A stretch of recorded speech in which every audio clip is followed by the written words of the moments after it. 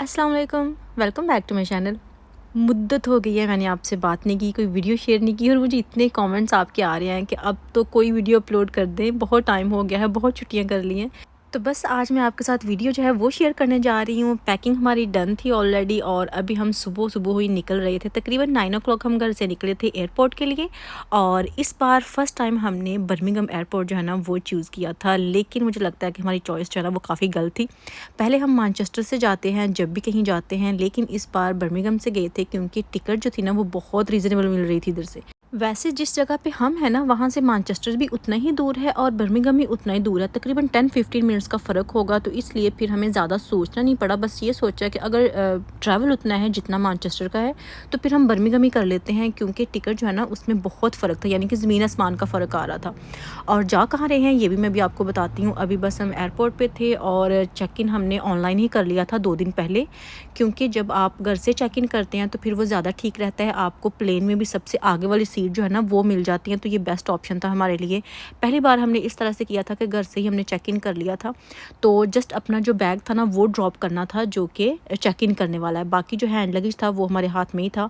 बस एक काम जो है ना वो हर बार हमारा रह जाता है, वो बच्चों का पानी जो है ना वो हम घर से साथ लेके जाते हैं और वहाँ जाके हमें बोतल जो है ना वो एम्प्टी करना पड़ती है। और बाद में जब उनका वो क्लियरेंस हो जाती है ना, जो भी उनकी सिक्योरिटी की, तो उसके बाद हमें दोबारा से पानी जो है ना वो फिल करना पड़ता है। तो अभी बस वही बोतल्स हम खाली कर रहे थे। और बर्मिंघम का जो एयरपोर्ट है ना मुझे को ख़ास अच्छा नहीं लगा, शायद मैं यूज़ टू नहीं हूँ। और मैनचेस्टर जब भी हम जाते हैं तो उसी एयरपोर्ट की मेरे माइंड में सारी थी, या शायद इसलिए भी क्योंकि रास्ते में मोटरवे जो थी ना वो काफ़ी बंद थी, इस तरह से भी कि जो स्पीड थी ना मोटरवे की वो 50 थी, तो हमारा जो सफ़र है ना वो बहुत लंबा हो गया था। और इतना लंबा सफ़र जब आपको करना पड़ता है ना तो बस हो जाती है, तो फिर इस वजह से भी कोई चीज़ अच्छी नहीं लगती। और स्पेशली बच्चों के साथ भी, वो भी फिर फ़ौरन से उकता जाते हैं कि अभी हम आए हैं या नहीं आए, पहुँचे हैं या नहीं पहुँचे। तो बस इसी चक्कर में बहुत सारी चीज़ें जो है ना वो हम अपने इर्द गिर्द की जो है ना उसको एंजॉय नहीं कर सकते। हमारी सारी क्लियरेंस भी हो गई थी, अभी हम ड्यूटी फ्री आए थे, लेकिन मुझे लगता है कि ड्यूटी फ्री जो है ना, मुझे नहीं लगता, डेफिनेटली ऐसा ही है कि बहुत एक्सपेंसिव होता है। लेकिन सुनने में ये आता है कि ड्यूटी फ्री जो है ना वो बहुत चीप होता है, आप वहाँ से शॉपिंग कर सकते हैं, वहाँ पे टैक्सेस नहीं होते फ़लाँ ढमकान। लेकिन जितना ड्यूटी फ्री महंगा होता है ना उतना नॉर्मल नहीं होता, क्योंकि इस बार मैं सर्च करके गई थी कि ये चीज़ यहाँ पे कितनी है। जब हम नॉर्मल लेते हैं तो वहाँ जाके मैं देखूँगी ड्यूटी फ्री पे कि वहाँ पे कितनी है। जस्ट ये बातें ही बातों में सस्ता है या एक्चुअल सस्ता है। तो फिर मैंने देखा प्राइस डबल थी हर चीज़ की, तो फिर तो मैं फ़ौरन से ही दूर हट गई। और बस अभी हम वेट कर रहे थे, वेटिंग एरिया में बच्चे प्ले कर रहे थे, क्योंकि यहाँ पे प्ले करने के लिए कुछ था बच्चों के लिए। अभी आते हैं कि हम जा कहाँ रहे हैं। जा हम रहे हैं दुबई। तो जाना वैसे पाकिस्तान से, मैं आपको एक स्टोरी बताती हूँ कि मेरे साथ जब भी मैं पाकिस्तान जाने का नाम लेती हूँ, हर बार हस्बैंड ये कहते थे पाकिस्तान ना जाओ, किसी और कंट्री में तुम्हें ले चलता। तो मैं हर बार उनको ये कह के मना कर देती थी कि नहीं, मुझे पाकिस्तान ही जाना है, और वो पाकिस्तान भी रह जाता था और कोई और कंट्री भी रह जाती थी। फिर मैंने तय कर लिया कि इस तरह तो मेरी दोनों चीज़ें रह जाती हैं, और जाते जाते मुझे 3 साल लग जाते हैं पाकिस्तान। अगर मुझे 3 साल ही लग रहे हैं तो मैं क्यों ना 1 साल पहले शुरू कर दिया करूँ कि मुझे पाकिस्तान जाना है। तब कहीं ना कहीं हस्बैंड ले ही जाएंगे मुझे, यानी कि कहीं और जगह ले जाएंगे इंटरनेशनल ट्रिप पे। तो फिर इस बार मैंने फिर से कहा कि पाकिस्तान चलें, कहता नहीं पाकिस्तान ना जाओ, कहीं और चली जाओ, मैं तुम्हें ले जाता हूँ।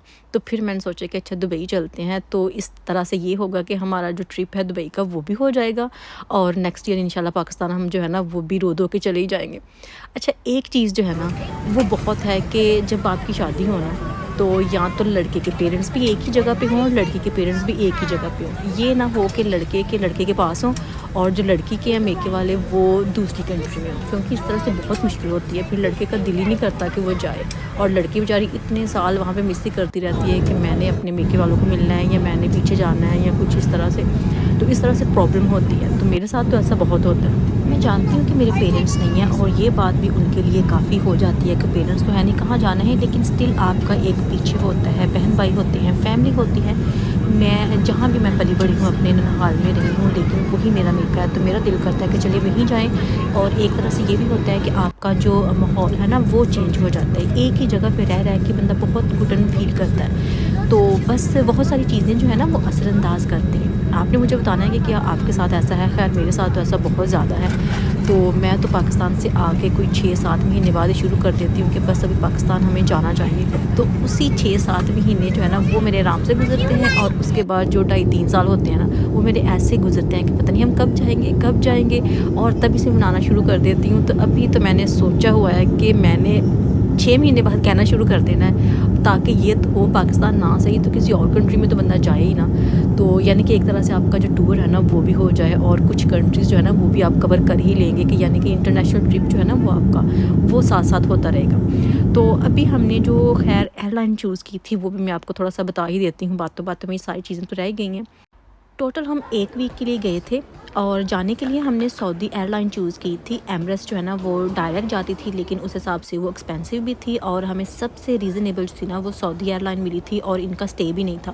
جسٹ اس کی جو کنیکشن تھا نا جدہ میں وہ 1 آور کا تھا، اور 1 آور کو آپ کو پتہ ہے کہ فوراً ہی ختم ہو جاتا ہے. آپ نے ایک پلین سے نکل کے دوسرے میں جانا ہوتا ہے، اور آپ کا جو سٹے ہے نا وہ ختم ہو جاتا ہے. اور یہ بیسٹ تھا ہمارے لیے کہ اس سے زیادہ ہمیں سٹے نہ کرنا پڑے کہیں بھی، کیونکہ پھر زیادہ لمبا سفر ہو جاتا ہے. تو جسٹ 1 آور کا سٹے تھا، اور اچھی سروس تھی ان کی، سب کچھ ہی اچھا تھا. ہم نے لائک بھی کیا تھا، اور جلدی سے ہم پہنچ بھی گئے تھے، کیونکہ بہت زیادہ لے آؤٹ نہیں تھا. اور ایئرپورٹ جو جدہ کا ہے نا ماشاءاللہ اتنا زبردست تھا نا، ہر تھوڑے فاصلے میں آپ کو پریئر روم نظر آئے گا. مردوں کے لیے الگ تھا، عورتوں کے لیے الگ تھا. اور یہ بھی بہت اچھی بات تھی کہ آپ کا جب بھی نماز کا دل کرے، جیسے ہی ٹائم ہوتا ہے آپ اسی وقت جو ہے نا نماز جو ہے نا وہ پڑھ سکتے ہیں. تو ابھی ہم پہنچ گئے تھے جناب دبئی. ابھی ہم میٹرو سے اترے ہی ہیں. الجدف ہم نے سٹے کیا تھا، اور اس میٹرو اسٹیشن سے اترتے ہوئے بالکل ہمارا سامنے ہے، تقریباً 2 منٹ کی واک تھی. اور ہمارا جو ہوٹل تھا نا وہ تھا، ہوٹل ہم نے وہی چوز کیا تھا جو کہ ہم ایز یوزول انگلینڈ میں چوز کرتے ہیں، پریمیم ان کے نام سے. لیکن جو انگلینڈ والا اور دبئی والا پریمیم ان تھا نا، ان دونوں میں زمین آسمان کا فرق تھا. یعنی کہ ان کی سروسز میں بھی، اور کلیننگ میں بھی، اور جو ہمیں اس میں سہولتیں ملی تھی ان سب میں بہت فرق تھا. اور جو پرائس ریزنیبل تھی وہ دبئی والے کی تھی، حالانکہ اس میں سہولتیں زیادہ تھی، چیزیں زیادہ تھی، لیکن پرائس اس کی کم تھی انگلینڈ والے سے. تو ہم نے خیر کافی انجوائے کیا. شکر ہے کہ ہم نے یہ چوز کر لیا تھا، اور اس کی پرائس بھی بہت ریزنیبل تھی. اگر میں آپ کو پرائس کا بتاؤں تو جو ہم نے ٹکٹس کا پے کیا تھا، ہمیں پر پرسن تقریباً 300 کچھ پاؤنڈ پڑے تھے پر پرسن کے جو ٹکٹ تھی. کیونکہ بچوں کی تھوڑی سی کم ہوتی ہیں، تو ٹوٹل ہم نے 1300 جو تھا نا وہ پے کیا تھا چاروں لوگوں کی ٹکٹ کا ریٹرن کا. تو یہ دبئی کے لحاظ سے کافی اچھا ہے، کیونکہ اگر ہم ڈائریکٹ دیکھتے تھے تو وہ تقریباً 700-800 پاؤنڈ پر پرسن کی پڑ رہی تھی. تو کبھی بھی ہمیں اتنی سستی جو تھی نا وہ نہیں ملنی تھی. تو ابھی یہ والا ہمارا جو ہے نا وہ ہوٹل ہے، ہم ابھی وہاں پہ جا رہے ہیں. تو میٹرو اسٹیشن سے ہم نے یہاں تک واک کی تھی، کیونکہ یہاں تک ہمیں کوئی بھی چیز مجھے نہیں لگتا کہ ہائر کرنے کی ضرورت تھی. کوئی ٹیکسی وغیرہ آپ کو میں نے دکھا دیا تھا کہ جیسے ہی ہم میٹرو سے نکلے تھے سامنے ہی نظر آ رہا تھا، اور جسٹ 2 یا 2.5 منٹ کی واک تھی، اس سے زیادہ واک نہیں تھی، اتنا نزدیک تھا. تو پھر ہم نے سوٹ کیس زیادہ تو کوئی لے کے نہیں گئے تھے، تو بس ٹوٹل 3 سوٹ کیس تھے ہمارے پاس، تو وہ ہم ایسے ہی لے آئے تھے چلا کے. ابھی میں نے ٹکٹس کا تو آپ کو بتا دیا تھا، اور جو ہوٹل کا ہمارا سٹے تھا پر نائٹ ہمیں 36 پاؤنڈ پڑے تھے.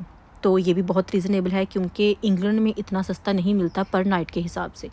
تو جیسے ہم انٹر ہوئے ہیں، کیونکہ ابھی صبح ہی ہم نے لینڈ کر لیا تھا، تقریباً 6 o'clock سے پہلے ہم دبئی ایئرپورٹ پہ تھے. تو پھر ہم جیسے ہی ہوٹل پہنچے ہیں تو گرمی بہت زیادہ تھی خیر، کیونکہ یہاں کا جو ٹمپریچر تھا نا تقریباً 38-39 تھا، اور بہت گرمی باہر لگتی تھی. لیکن اندر جیسے ہی آپ کہیں بھی جاتے ہیں تو پھر آپ کو اے سی ملتا ہے، تو گرمی وہ والی فیل نہیں ہوتی. مجھے تو دبئی میں یہی سمجھنے میں سارے دن گزر گئے کہ میں نے موٹے کپڑے پہنے ہیں یا جو پتلے کپڑے ہیں وہ پہنے ہیں، یعنی کہ سمر والے پہنوں یا ونٹر والے پہنوں، یہی سمجھ نہیں مجھے آ رہی تھی. کیونکہ جب باہر نکلتے تھے بہت گرمی لگتی تھی، اور جب اندر آتے تھے تو پھر بہت سردی لگتی تھی. تو میں بیلنس نہیں کر پا رہی تھی کہ مجھے کپڑے کون سے پہننے ہیں. تو خیر جی یہ ہمارا ہوٹل تھا. ابھی ہم روف ٹاپ پہ تھے، کیونکہ سوئمنگ پول جو تھا نا وہ روف ٹاپ پہ تھا، اور بچے سارا ٹائم یہیں پہ رہتے تھے. ان کو پسند ہی بہت تھا کہ ہم نے باقی گھومنا پھرنا تو الگ بات ہے، لیکن بس یہ ہے کہ ہم سوئمنگ کر لیں. تو ابھی بھی وہ وہی کر رہے تھے، اور میں یہاں پہ ویٹ کر رہی تھی، کیونکہ میں نے اوبیسلی سوئمنگ میں نہیں جانا تھا، کیونکہ میرا کوئی ایسا میں کپڑے نہیں لے کے آئی تھی اس طرح کے جو کہ سارے کور ہوں، اس طرح کا کاسٹیوم ہو جو کہ میں پہن کے سوئمنگ پول میں جا سکوں. لیکن یہاں پہ زیادہ لوگ نہیں تھے، بہت کم لوگ آتے تھے، اور اگر آپ ارلی مارننگ آتے تھے پھر تو کوئی بھی نہیں ہوتا تھا. اور ابھی ہم پورے 9 o'clock یہاں پہ تھے، اور جسٹ ہم ہی تھے، اس کے علاوہ کوئی اور نہیں تھا.